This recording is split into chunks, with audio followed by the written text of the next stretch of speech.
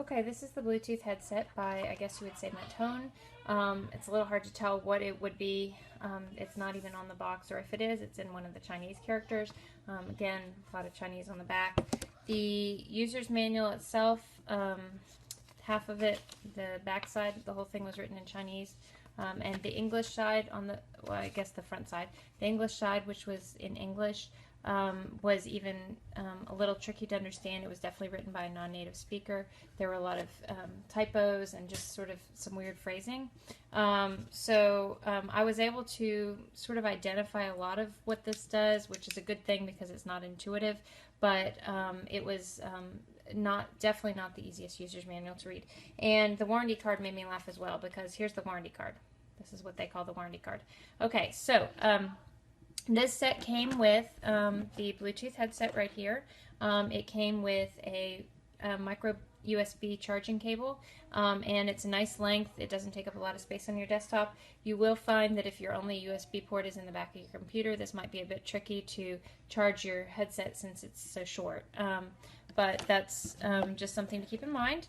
It also came with a clip right here that you can clip onto your headphones, which is a really nice feature. I actually have a couple of other Bluetooth headphones, and normally I clip it right here in the front, so that when you're using them, when you're not using them, you can let them dangle around your neck like this, and they aren't going to fall anywhere.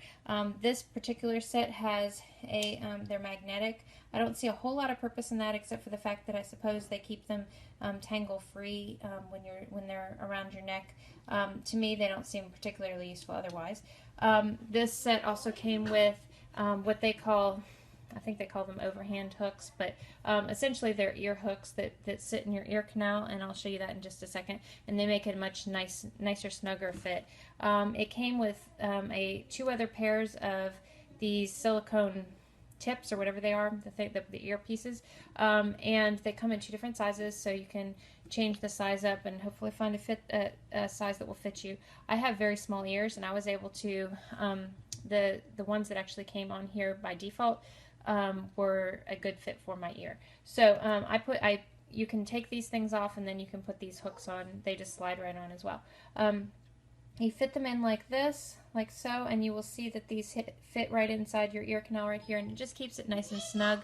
I would say that probably if I were to run in these, they will fit certainly as snugly as any of my other Bluetooth headsets. They fit pretty nice and comfortably because they don't have the, and this is something I want to address. Let me go ahead and address it now. Because of the fact that one of the things that I like about this set, the control panel is down here. And so because they don't have the extra bulk up here, they should sit in your ears a little bit better and not fall out as likely to fall out.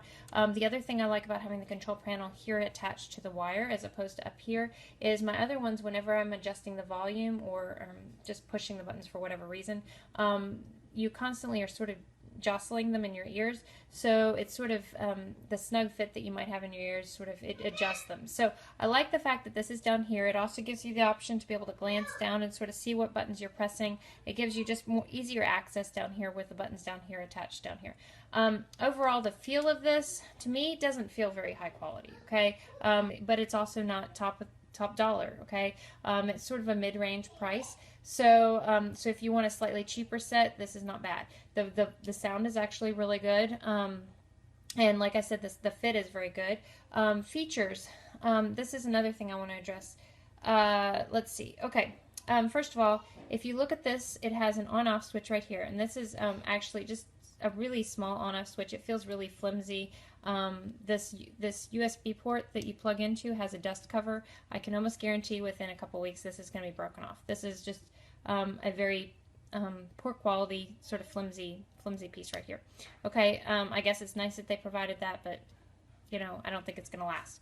On the other side, you have two buttons. This is the volume up, volume down buttons. And then on the top, you have the multi-purpose button.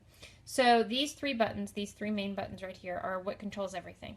And like I said, without the user's manual, which is a little tricky to read, but without the user's manual, you'd probably have no way to figure out how to function this. The volume up button, to me, one of the greatest failings with this set The volume up and down buttons do not control volume up and down like you would typically expect. You would expect you'd press the button, it would turn the volume up or turn you down. You actually have to press and hold the button in for 2 seconds, which means that if you don't hold it in for 2 seconds, you're going to be going to the next song, previous song, or you're going to be doing some other sort of feature.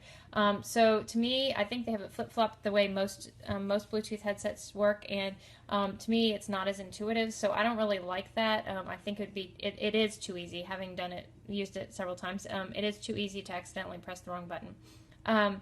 This button up here, again, just because of the fact when you go to look at the user's manual, they will tell you, okay, you press this button for 2 seconds, you press this button for 3 seconds, you press this button twice, you press this button once, and so because there's only 3 buttons controlling all the different features, there's an awful lot that each button does, but you have to do it multiple different ways. Unless you have a very good memory, you're going to have to be referencing this user's manual all the time, and to me, that's not very useful. So I don't really like that. Like I said, it's not quite as intuitive as some of my other ones. But it does have a lot of the features that my other ones have. And actually, this is interesting because the first time I did this, the first time I was playing around with these, I did not realize you can actually pause. It's not in the user's manual, but you can pause and restart music and movies as well. And it's not in the user's manual, and I tried doing it with I was running it off of an app, a movie off of an app, and it didn't pause it. But then when I went to Netflix, I was able to pause and restart as well. So I guess it depends on the app. The music, again, it seems to pause and start, but you would use this button right here. So this is just a nice handy tip to you guys since it's not in the user's manual. Just be aware that this button right here can pause and start your movies and music if you'd like to do that once the item is already going. So those are some of the features. Another feature that I already told you I really like the fact that this is attached to the wire. One of the other things that I really like about this, and I know this is sort of odd, but they tell you that if you press and hold this up button, and you, actually I think you press it twice. You see that blue button? Okay. It flashed red for a second. That means these are supposed to run for 6 hours on a full charge, and so when it flashes once red, that means that it is fully charged. It's 100% charged. If you press that button and the battery life is lower, then when the red light flashes twice, that means you're down to 75%. When it flashes 3 times, you're down to 50%. And when it flashes 4 times, you're down to 25% battery reserve. So I love the fact there's an easy way to check the battery reserve without having to hook them up or whatever. None of my other sets have a way of checking battery reserve. So to me, that's a cool feature. I do like that. So overall, I'm giving this 4 stars because I think the quality is a little flimsy, and I don't think it's going to last terribly well. I think the user's manual is sort of hard to read. I don't think it's very intuitive, but I do think it has a few features that some of my other ones do not have, which I really like. So overall, that's my review on these headsets.